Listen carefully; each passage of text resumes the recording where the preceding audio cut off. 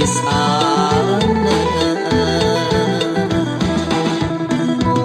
วนเด้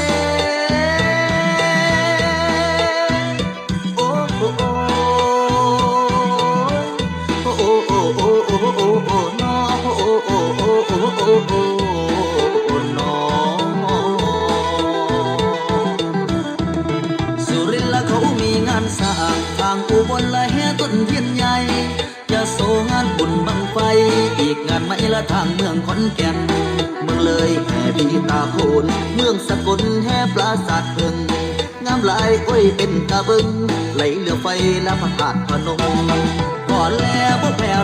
101หอแลละบ่แพ้101บุญพระเวทงามตานาชมได้กินละกะบุญขนมได้กินละกะต้มขนมมวนคักแน่ยามแห่กันร้อนละเป็นตาอ่อนซ้อนเด้เมืองอีสาน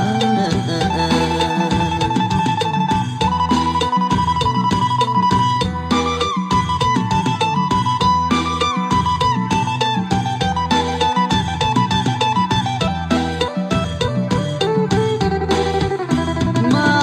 เด้อโอ้โอ้โ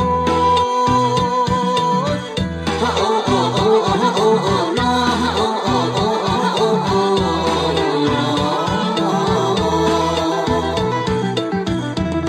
มาเด้อเฮามามวนขอเชิญชวนน้องและพี่